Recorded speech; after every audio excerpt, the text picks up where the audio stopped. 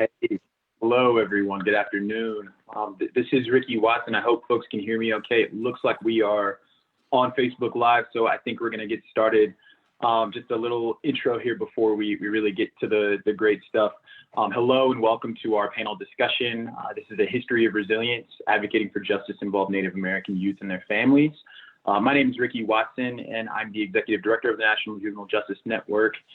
NJJN grounds our work to transform youth justice in the understanding that we must apply an anti-racist lens to our advocacy, because we know that our youth justice systems are inextricably linked with the same structural and systemic racism that defines our society more broadly.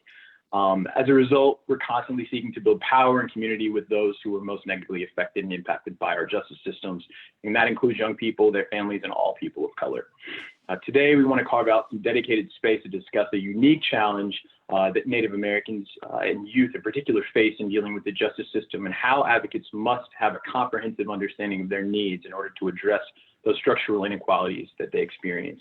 We're really looking to today's conversation. Yeah, very excited. To today's conversation, the panelists are going to bring.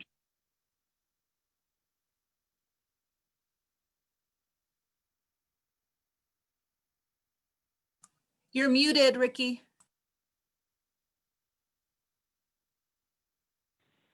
Looks like something might have happened here, sorry. But today we want to carve out some dedicated space to discuss the unique challenges that Native American youth face in dealing with the justice system, and how advocates must have a comprehensive understanding of their needs. We're really looking forward to today's conversation and the insight that panelists are going to be bringing to the table. I'm really excited to introduce our Youth Justice Leadership Institute alumnus, Justina Gill, to moderate our conversation today. Justina is a lifelong advocate of Native American youth and has worked as the legislative aide for her tribal nation.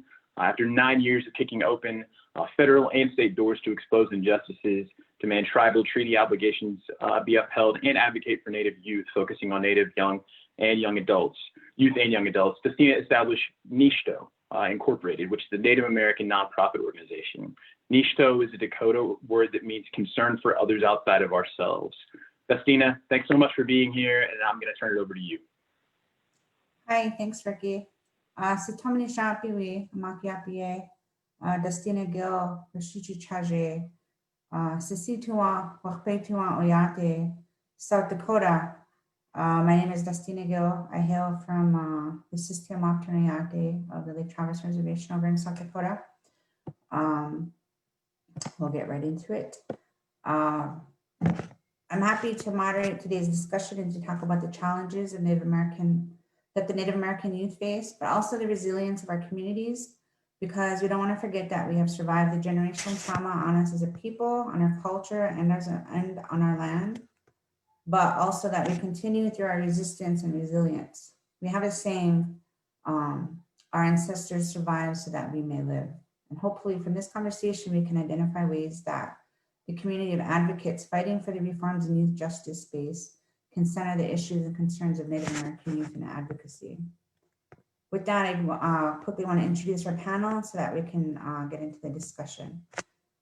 First, we have Addie Relnick, who is a professor of law at the University of Las Vegas. There, she specializes in criminal law and procedure, Indian law, and critical race theory. Among her many points of focus is the investigation of tribal court jurisdiction and the role of race and gender in the administration of criminal, juvenile, and tribal justice systems. We also have Laura Harris, an enrolled citizen of the Comanche Nation and executive director and CEO for Americans for Indian Opportunity. Laura has led AIO for 20 years, where she coordinates an international network of Indigenous leaders and organizations, including the Ambassadors Program, the only national Indigenous values-based leadership training. She's an experienced community engagement facilitator and has provided an AIO-crafted cultural competency presentation, Indian 101, to hundreds of groups and businesses. Next, we have Isabel Coronado, a policy entrepreneur at Next 100 and a citizen of the Muskoka Nation. Her clan is the Wind Clan, and her tribal town affiliation is the Thapdapo Tribal Town. At Next 100, Isabel is focused on creating policy aimed at reducing the generational cycle of incarceration of Native American communities. She is a co-creator and former deputy director of the American Indian Criminal Justice Navigation Council. a nonprofit in Oklahoma aimed at reducing recidivism among tribal members and helping reduce the trauma family members endure as a result. We had another speaker on the panel, Kendall Dakota. He's a member of our tribe also. He was actually in the system and was going to share that perspective, but their home was exposed to COVID and they're currently at the hospital being tested. So he won't be able to be on today's panel, but he said he was, to let you guys know, he was pretty excited about it. So let's start with Addie. To get a sense of what the legal system looks like for Native American youth, particularly those living on tribal lands, because I think many may not know that that picture looks different from what youth in other communities face due to the multiple jurisdictions that tribal youth navigate. When a Native American young person finds themselves involved in the justice system, what does that look like? Thank you for the question. And thank you for organizing this panel and coordinating it. It's odd to do a land acknowledgement in a virtual setting, but I am coming to you from the land where my university is situated in Southern Nevada. And so I want to thank the Nuuvi or Southern Paiute people for taking care of the land that I'm sitting on. So Native youth face, in most decision points in the justice system overall, pretty alarming disparities when we measure for racial disparities, and also just generally face some of the issues that other youth face, like over-incarceration and over-policing, but they're often absent from discussions about those issues. And I think that there are two reasons for that. So one of them is that the data isn't very good. And the other reason is that the jurisdiction rules are confusing to people. And because of those two problems, which are related, a lot of advocates tend to feel like it's too complicated to address and then to move on and not address issues that are really specific to Native youth. So I thought what I would do is just give a really quick distillation of the jurisdictional network. And then if people have questions, I can answer more specifically instead of going into the law in detail. So most Native youth, particularly those who are on tribal lands, but actually also some of those who are off tribal lands, are going to be subject to the jurisdiction of at least two courts.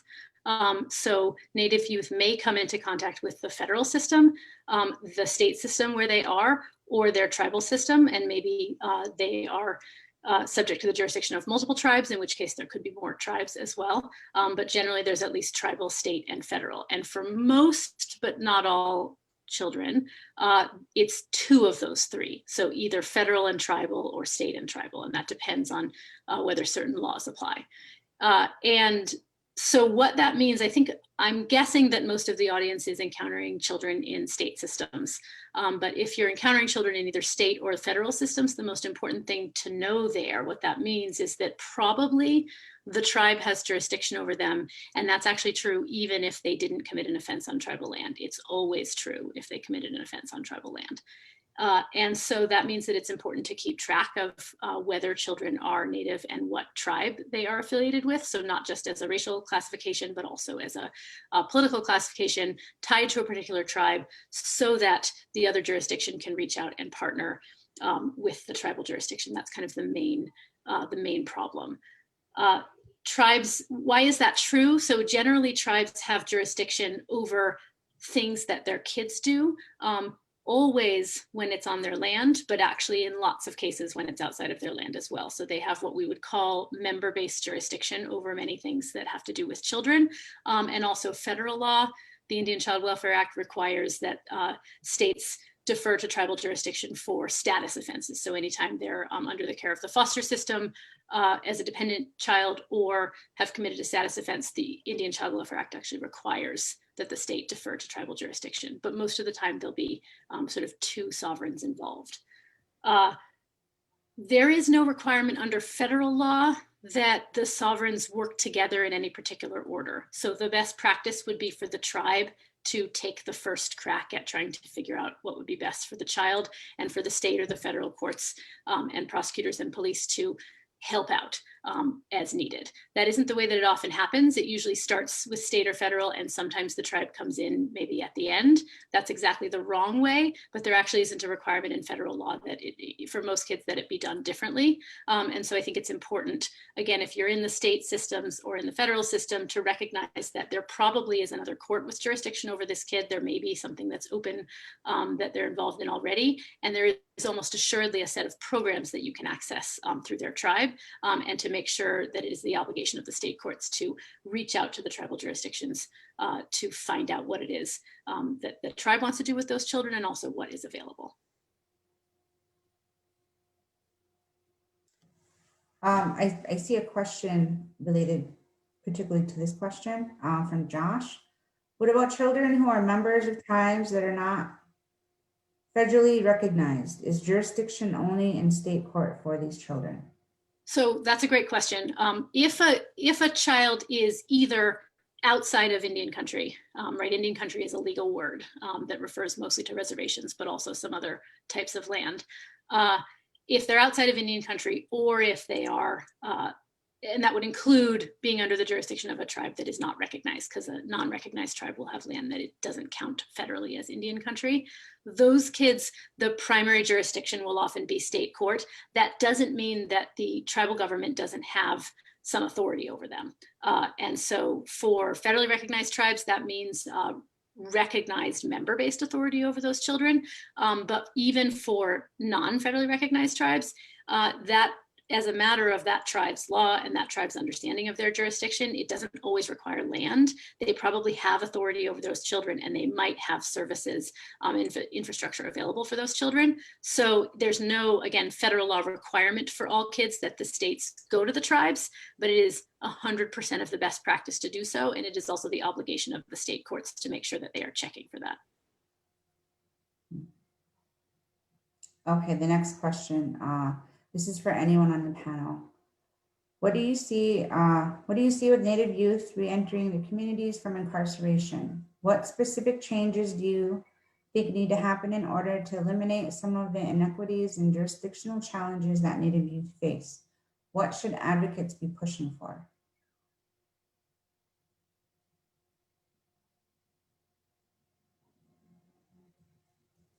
For anyone on the panel. I see Kelly on. Maybe Kelly can hop in there too. I can speak a little bit to that, Justina. Maruweka. I'm Laura Harris, as Justina said.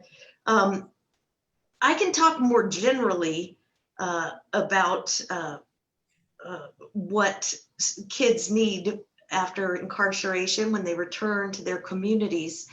In particular, I think the most obvious is strengthening their cultural identity. We know that that is the #1 resiliency factor for human beings, but for students in school and success later on, effective leadership, those sorts of things, we know that a cultural identity is very important to being successful.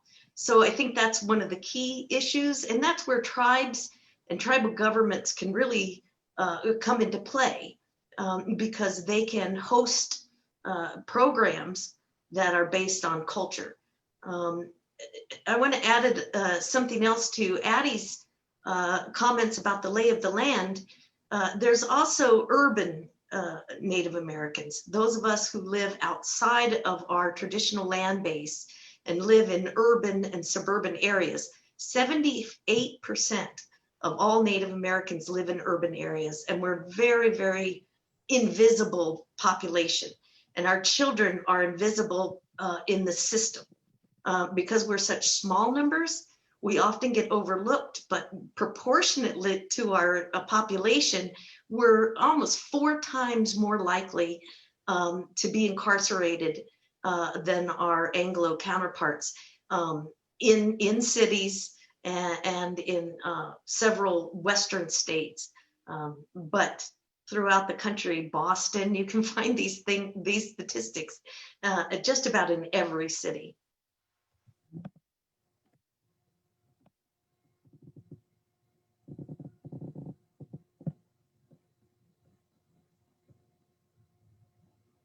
Anyone else want to have anything? I can talk to that question from Everett. That's a good question. So one of the cures for that, the answer is no. They don't fall under the same systems.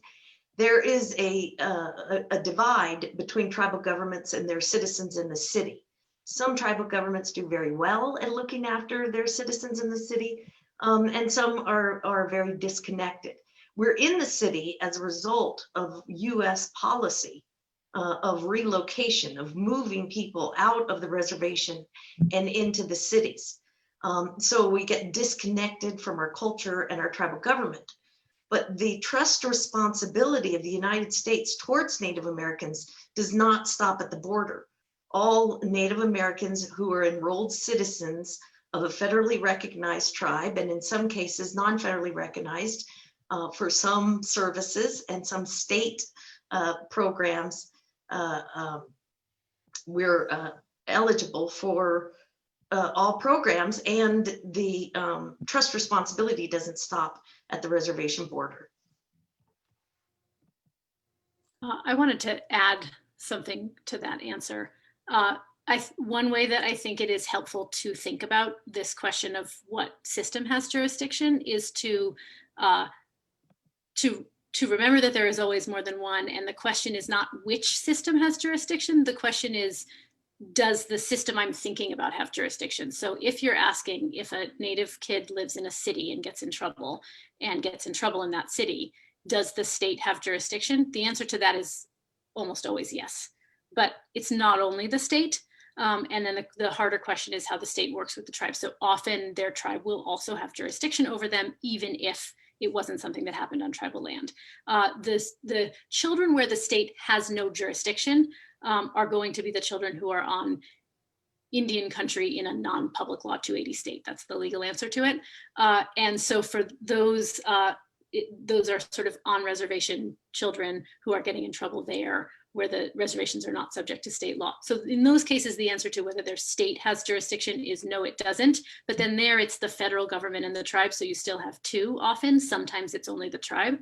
And you have to kind of ask the same questions about it. So the other panelists can tell me if they've had different experience, but in my experience, historically, the problem was that states were going onto reservations where they had no legal power and doing whatever it is they wanted. That's actually maybe less of a problem today. So the problem might not so much be states acting where they have no power.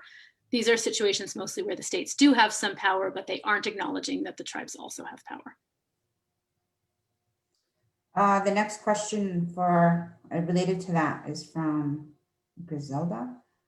How does that work for students who attend school off the reservation? We had a lot of students getting sent to 7th District Court, and the judge would not honor the tribe because the crime was done off the reservation. Most students were getting sent to court for truancy and habitually disruptive. These students were sent to detention or group homes. If they were in contempt of court, the school district superintendent has always said that children going to school within city limits, state laws supersede tribal. I love this question. And so there is generally when it's something that's kind of like criminal or delinquency law, it's where you commit the act that matters. So it is true that if a child is going to school off the reservation and they commit the act there, that's what matters, not where they live. Generally, it's that it's where they commit the act. So the state probably does have jurisdiction. Again, it's not also the language that the state is using that the state supersedes tribal jurisdiction. It's almost never either or. So that doesn't mean the tribe doesn't have jurisdiction, even if the state does. So they may have jurisdiction based on where that kid got in trouble. That doesn't mean the tribe doesn't also have jurisdiction. For any of you who work in the tribal court context or the tribal government context, this is really all about a matter of what the tribe's law says. So if the tribe's law extends its jurisdiction to children wherever it is that they commit offenses, or extends its jurisdiction to particular kinds of behaviors, then that's what the tribe has jurisdiction over. That's not a matter for the state to decide. And then the third thing to know is that for something like truancy or running away, which are status offenses, if that child goes into state court where they do have jurisdiction, the Indian Child Welfare Act immediately kicks in and requires that the state then reach out to the tribe and defer to tribal jurisdiction. So the state is wrong. Yeah, and I think, we missed an important part. I'm not sure how informed some of our participants are that tribes are governments. That's an important part to know when dealing with the juvenile justice system. Tribes are governments, a part of the federal system, just like states. So a state is not necessarily more powerful than a tribe in our federal system. And it's really, irregardless of jurisdiction, we found that it's almost always in the best interest of the child if the court can establish a connection with the tribe. Now, that doesn't always happen, and the Indian Child Welfare Act is often disregarded, mostly out of ignorance that tribes are governments by the court system, or it's just an extra headache. So it really, the National Indian Child Welfare Association works very hard at educating judges and court officials to understand the restrictions of ICWA. But it's in the best interest if the court can or has the ability to connect with the tribe and see if the tribe might have a program that the child is eligible for, even if they live in the city. I see another question on there, but I think that can be answered in the chat here. Resources for ICWA. The next question. Native American communities often get erased from the conversation, and those working on Native issues don't understand our stories in a culturally competent way, and don't always have a real perspective on the inequities our Native communities face. Laura, how do you think we can address the challenge of getting more Indigenous voices and leaders at the center of making policy changes? Well, the advice we usually give is hire an Indian. That's the best way. And to make sure that there's Native representation in these different areas.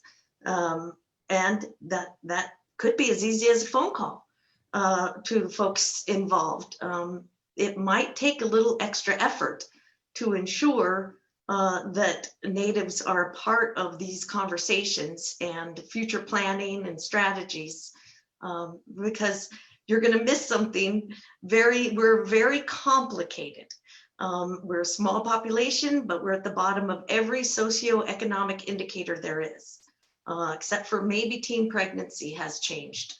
But it's not an accident that we're at the bottom of all these socioeconomic indicators. It's a result of a series of federal policy of assimilation that has caused us the most trouble. And it's hard to overcome the legacy of these policies. But there's a lot of Native American activists. There's a lot of wonderful organizations that can be a resource, like the National Indian Child Welfare Association and others that can provide information, can maybe suggest somebody to include in the conversation. But having somebody in the room is always your best bet.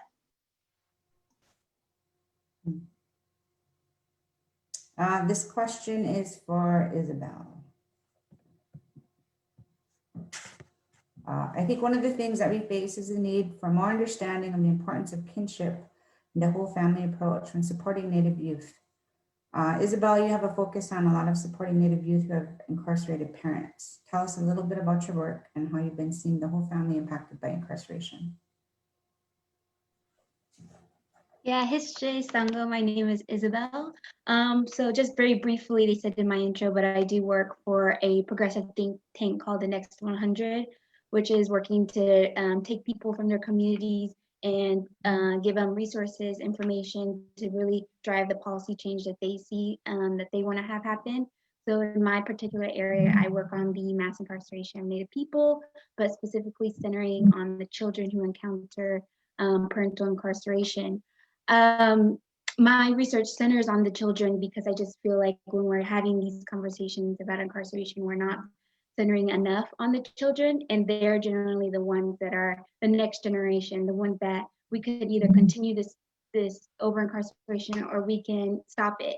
And so during my research, I found something over and over again, which is these children are oppressed, from educational opportunities to mental and physical health, towards future financial security, and even our caregivers and the struggling foster care system. All of these are related to once our parents are incarcerated.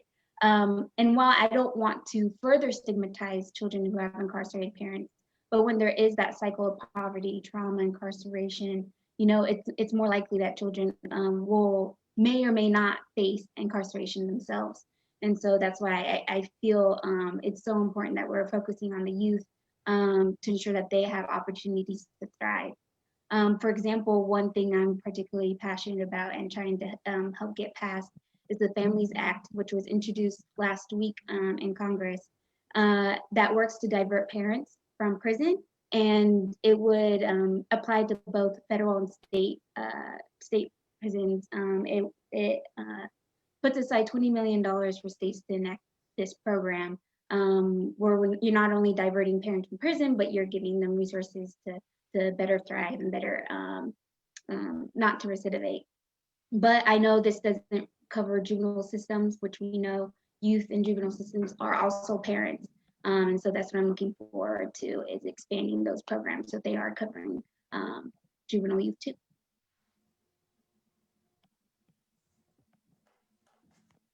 Okay.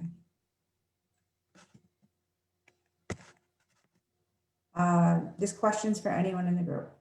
How do you think the generational traumas in our communities have dealt with throughout history, from colonization to the Indian Wars to the boarding school era, and what we see today with the overrepresentation of Native American youth in detention, continue to impact how we deal with separation within our families due to youth or even adult incarceration today?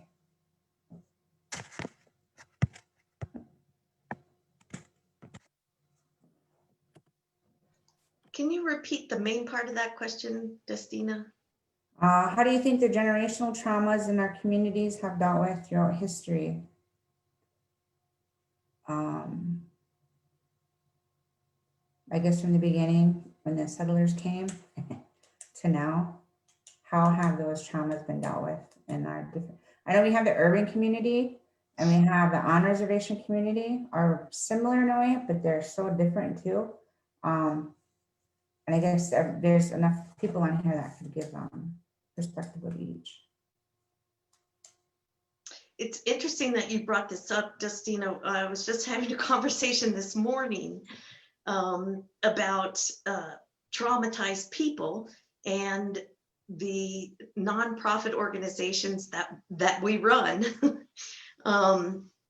That trauma really needs to be addressed from a community organizing standpoint as well, what we were talking about.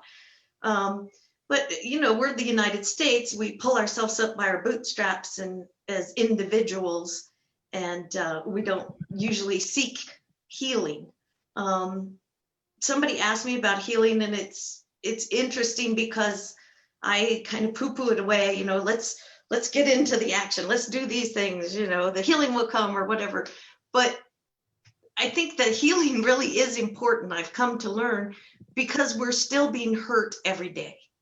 By microaggressions, by being called something else on CNN.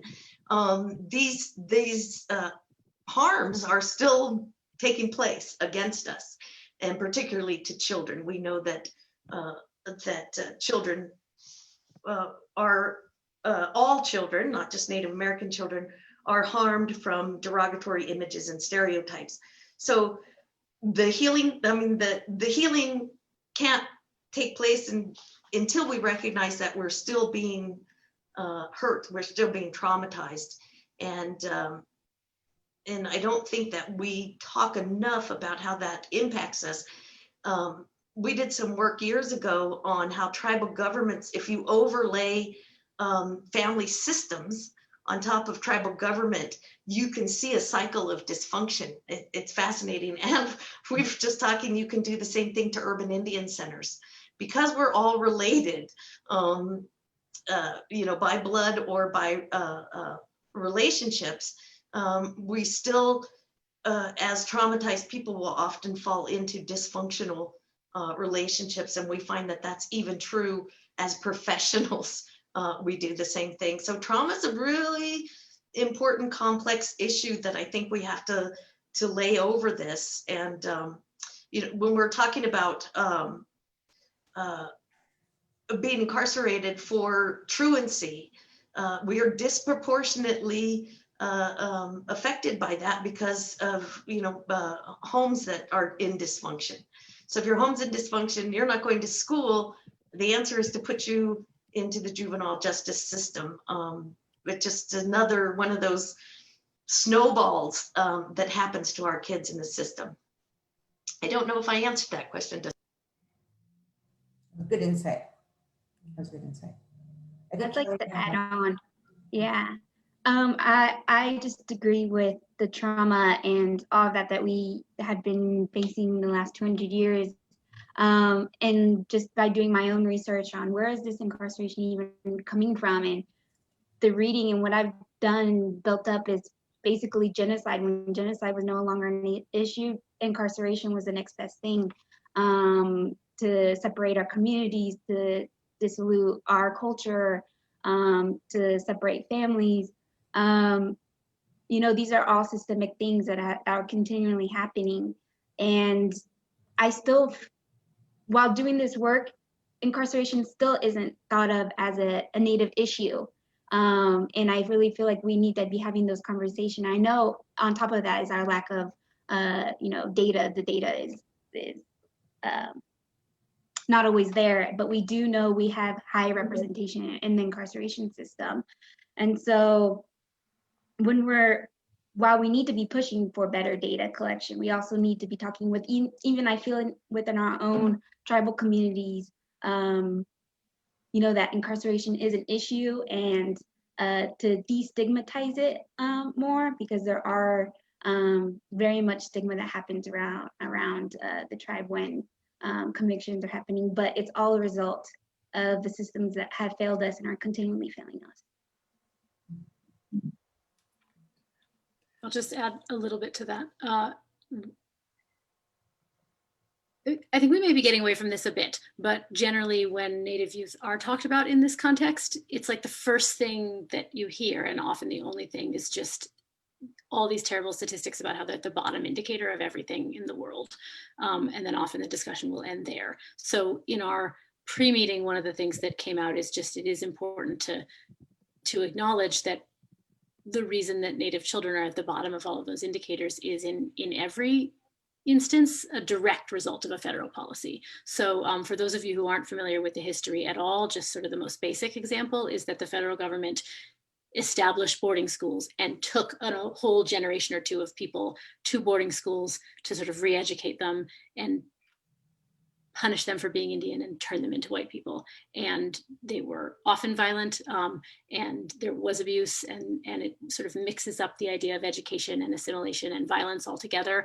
And that was like a direct policy of the federal government. So certainly that sort of thing has happened to other children, but there's no other group of children where the federal government ordered that it happen in the same way. So there's just a history of these really clear policies that are the reason why Native children today are kind of at the bottom of a lot of these indicators. It's true for poverty as well. It's true for education.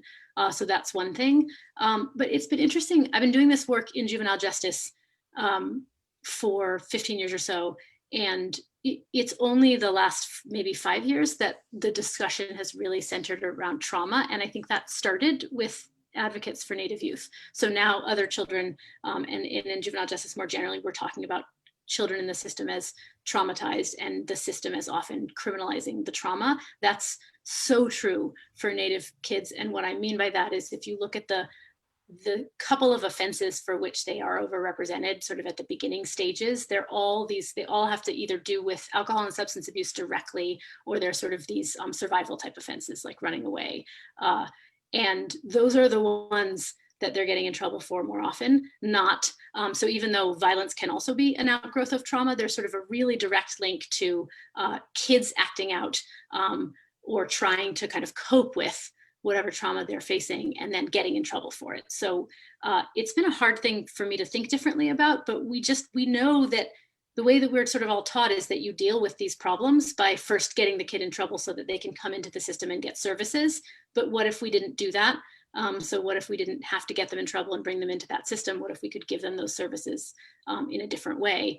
And I think that actually it's Native youth and advocates who've been at the forefront of that conversation and changing that conversation around. So I think it's really important to understand the degree to which trauma influences the reason that all of these children are getting in trouble in the first place, but also then to not fetishize the resilience part of it, right? Not to kind of restructure our system so that we just teach children to figure out how to better deal with the trauma. We should be restructuring the systems to not traumatize them in the first place, as opposed to just, I've seen a lot of detention centers that are effectively kind of remade into a, helping children to change their own mental outlook to make themselves more resilient. And, as any Native person will tell you, just the fact that people have survived is resilient, and we shouldn't go asking them to do all kinds of wonderful things like turn trauma into roses.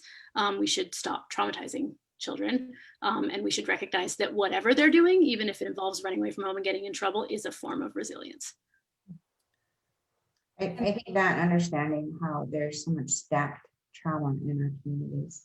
I'm going to take it to Kelly really quick.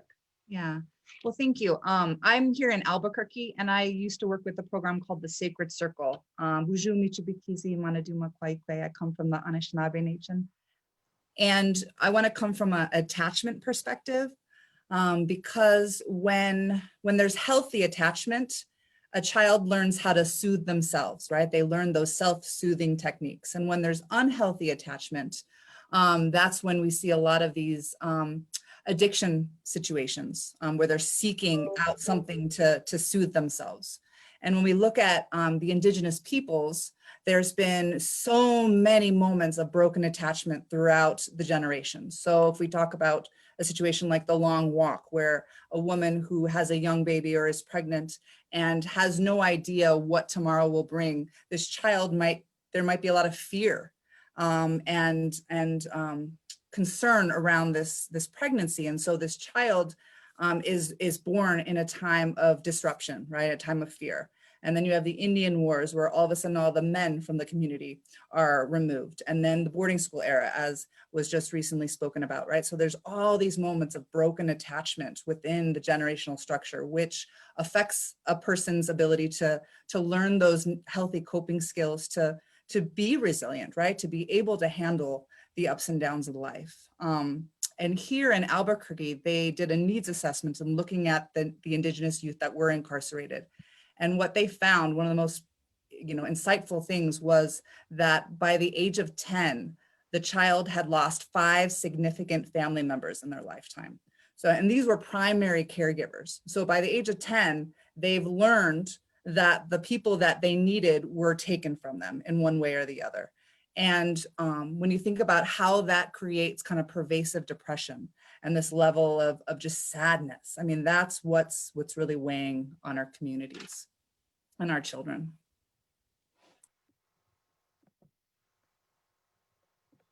Let me see, there was another question on that.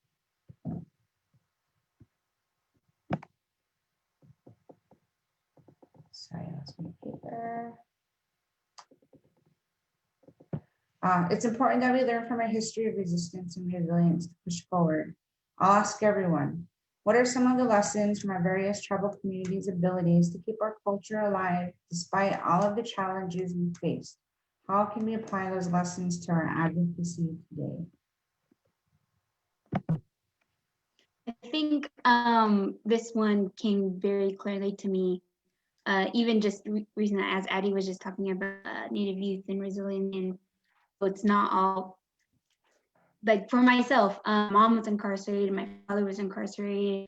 I know so many people in my community that are incarcerated, but what was it with me that I didn't have to face incarceration? What was the opportunities that I had, from my mobile opportunities to the tribe helping my mom, getting back on her feet. She was released from prison, and helping with her educational outcomes, where she then became an attorney and helped our tribe, and just becoming more entrenched in. And I truly, honestly believe that, you know, when we're helping the parent, we're giving these opportunities and not just asking youth and families to, oh, do this, check my thing here and here and here. No, we're actually creating real opportunities as giving money and grants for school or for groceries or for clothes or for housing.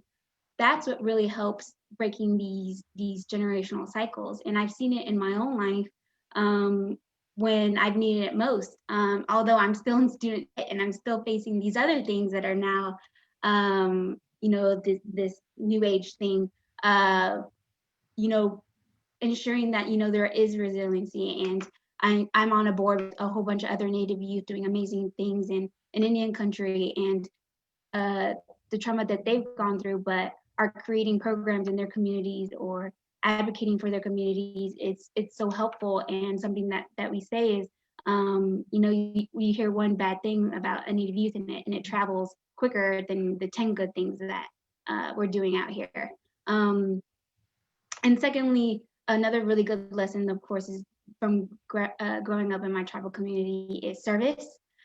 Whether it was cooking all night for a service the next day, or standing on my feet for 12 hours. Like, I really understand that this need for service. And I think that's what kept our communities going for so long, is, you know, we've really been able to rely on each other during these hard times. And I really want to, and I have translated that into my current advocacy role, is, you know, just always have in mind of service. And while I've seen Native women as like my core function of what I view my world perspective as, that they're the backbones a lot of the times. And I've never seen Native women not pour as much as they can into other pots. But something I really want to learn for my generation, and is that, well, I see not a Native woman crack, but I really think we should be focusing on ourselves too, and ensuring that, you know, our mental health is okay to continue doing this work, because I've just seen so many injustices in this very small amount of time that I've been here, and it can get disheartening. But, you know, just having many people to rely on, it's been amazing. Anybody else want to share that? I'll just say, you know, you mentioned our leadership program, the ambassadors program, which is based on a set of core indigenous values, traditional values. And what we talk a lot about in the leadership program is, how do you implement those traditional values in a contemporary way? And how can you put a world view onto changing these systems? So if this is just a wonderful opportunity that we're in, it is to build back better. But, you know, the Euro-American way of doing things is not working. Our criminal justice system, our education system, protecting Mother Earth, these systems are not working for us. So we really have to take up the challenge of trying to not bolster up these failing systems, or trying to remake them in our own communities. These old systems don't work. We need to start thinking about, how do we implement our traditional values in a way that supports our communities, and particularly our children. There's other simple, you know, a relationship between the tribe and the states. That's very important, the tribes and the state. And also, you know, there's a lot of cross jurisdiction agreements between tribal police and state and county, local police. They do very well on sharing information about DWIs, or other kinds of cross deputization action. there ought to be the same thing for kids. There ought to be, here in Albuquerque, the Laguna Pueblo has a relationship with the city. So if one of their tribal members is arrested for being intoxicated in public or driving, they contact the tribe, and the tribe has a program and gets their folks into a program. So if we had some more relationships between jurisdictions, I think that's a really practical way. But I also think, like Isabel said, we need to put a different lens on these systems and see how we can build them back differently. One of the questions from Sandra, who looks like you have a Nuwapel pronoun, I love that, that we fall victim to the culture of oppression and we mimic these systems of oppression ourselves. It's really hard to break that cycle and change that and begin to see value in our own worldview and value in the way we do things, and not just the Euro-American way of doing things. It's a big step. It's difficult to do, but it certainly has proven successful in other areas like tribal colleges and other kinds of programs. And I would also mention too, the importance of linking to the appropriate systems. One of my young girls, her first entry into the legal system was for shoplifting, but she was shoplifting baby clothes for her siblings. And so she was kind of the primary caregiver at 12. And instead of funneling her into the social services and getting support for the family, she was incarcerated, and that began her experience, which then led to probation violations and one thing after the other. And so she could never get out of the system. But her entry into it shouldn't have been into that system. It should have been connecting her with the social services that could support her family and get the resources that they needed. I wanted to link some of these comments to, there's two questions in the chat. So one is about police, especially tribal police, and the other about tribes with detention or correctional facilities. And I think they both, so first of all, with regard to non-tribal police, the stats that we have indicate that Native people have pretty high rates, among the highest of police killings. There's not very much data on that, but that would only include outside of the reservation. So most of those stats don't include reports from tribal governments. But as to the question about tribal police who are mostly Native people and then tribally run detention centers, it raises this larger question about whether tribal governments sort of always do what's best for kids. And the answer to that is not necessarily always, but a lot of times they do something that's better. And so just, I wanted to speak for a minute to any of you who are working with kids and maybe encountering Native kids, but are not, again, working in tribal systems, who are thinking about the question of referring a kid to a tribal program or something. So there's two different questions and you have to separate them. The first is, the tribe as a government, does it have some authority? And the second is, do I think the tribe is doing a good job? They're different questions. The tribe as a government, do they have some authority? If the answer to that is yes, then they need to be involved with what is going on with that kid, whether or not you in the state system like what the tribe is doing. So you do not get to undermine the sovereignty of tribal governments because you don't think they're doing a good job. The second question is, are tribes doing a good job? And those people who are working in tribal systems are usually very involved with this question, and those of you who are outside of them can support those people. But there is room for many. It really depends on the tribe, but there are tribes that, in my view, are putting too many kids in detention facilities, and the police are trained very much like other police. So they're not always, we can't stereotype and just sort of assume because it's a tribal cop, they're going to be amazing and not oppressive, and because it's a tribal detention facility with architecture that incorporates feathers, it's going to be amazing, right? Often those are still prisons and they're still police. But for those of you who are advocates outside of Native communities, you really can't, I can't stress this enough, you cannot start by undermining what the tribal government is doing. If you can't get the basic respect for tribal sovereignty in place first, then you know that's the place to start, and then you build from within the tribal system. You help the people who are in that system who are trying to reshape it.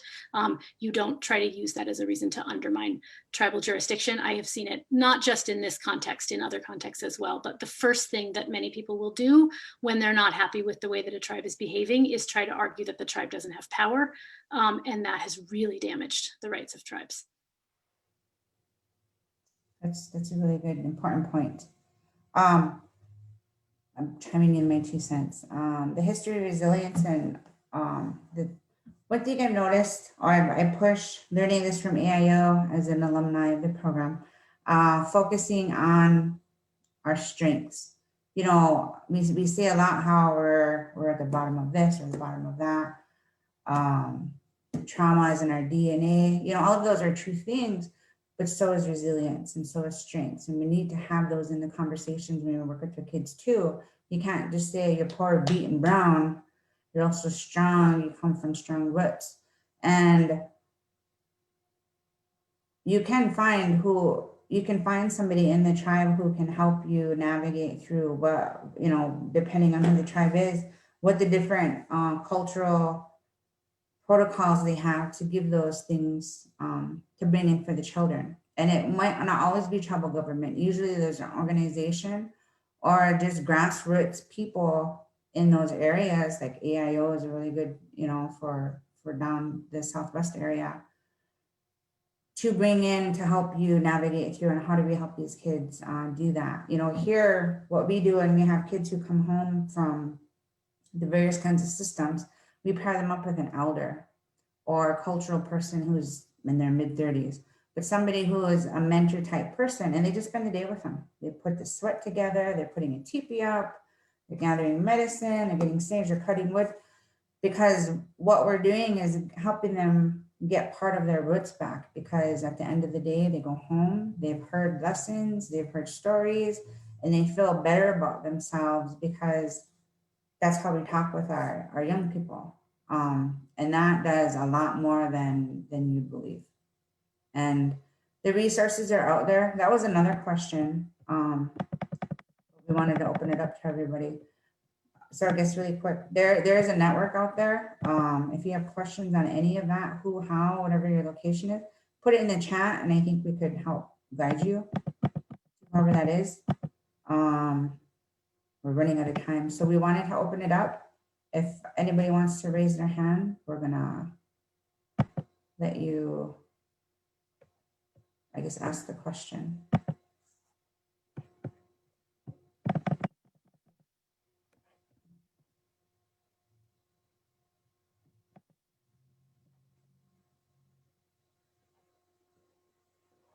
I can't see everyone, so I don't know if anyone's raising their hand. Or maybe unmute yourself.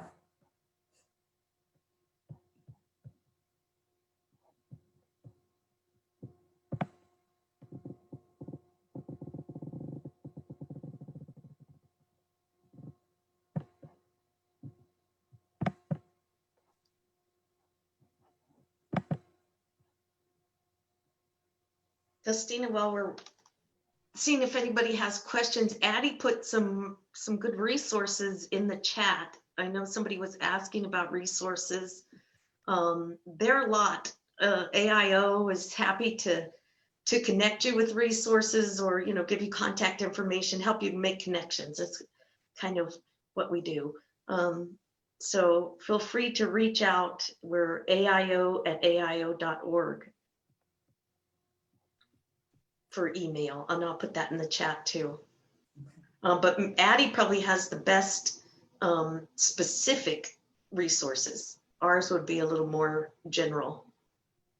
I wanted to see if any of the other panelists had, so some of the questions, I was trying to answer some of the resource questions, but some of them are about just kind of Indigenous rights more generally. So the answer to what is out there about juvenile justice and Native youth, there's a lot of fact sheets, but there's not a lot of books. And so there's not a lot to point you to, but more generally, I wonder if any of the other panelists have, you know, books that they think are good, or resources more than just fact sheets and stats, but kind of background information that they think it would be good for people to read.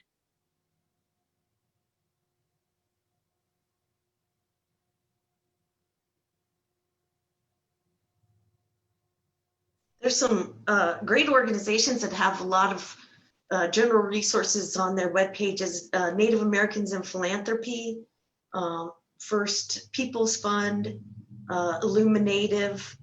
If you Google any of those, they'll have a list of recommended readings or other sources. And just, go ahead. go ahead. And just like Addie was saying, I don't know any Native specific books, but I know books like The New Jim Crow, Prison by Any Other Name, like they do make specific mentions on about Native people. And those are resources that I've used. In the general critical literature vein, I think I put it in a chat to one person, but not the whole chat. But I do, the two books that I really like that I think are specifically about Native people and engaged with this sort of critical history are Sarah Deer's The Beginning and End of Rape and Luana Ross's Inventing the Savage. So they're both about Native women. They sort of are about different problems.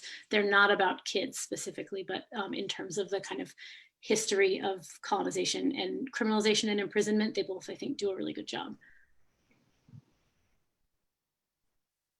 And there was another question in the chat.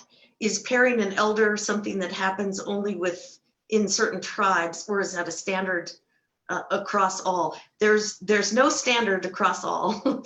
We're all so diverse. Regionally, we have general similarities. So even the way our tribal governments are structured are different across the board. So we're all different, and we're all not following some sort of standard. And then I don't know the organizations that are working to interrupt the school to pipeline. Maybe if you guys know that info. I know the Lakota Law Project is doing a lot of work on that. It's more foster care, because a lot of the Native people in prisons all started out in foster care, and they have a really good mapping of that. LakotaLawProject.org is, I'll type it in there.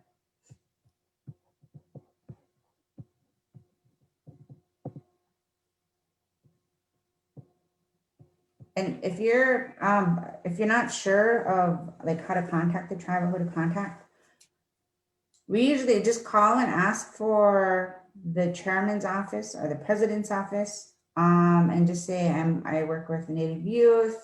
I'm looking for guidance on how to talk to somebody. Once usually when they hear that, they're going to be really helpful, because then they know there's one of their kids out there that, you know, they want to be helpful to too. There's no such thing as a dumb question, so just call away and ask.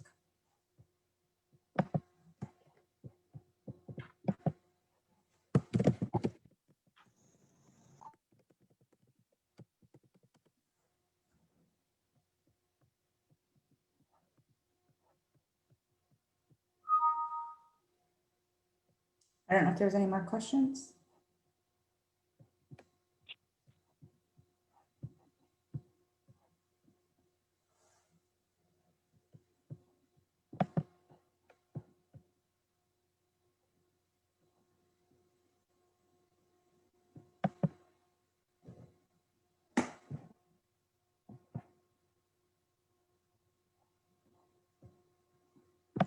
Okay, I think that concludes our session. I hope it was informational with everybody working with Native youth. We have everybody's info. Reach out whenever, whatever. Like I said, there's no such thing as a dumb question. So we're all here to help each other. And thank you to all our panelists. You guys are wonderful. Thank you guys so much. We really appreciate it. I learned a lot. Awesome.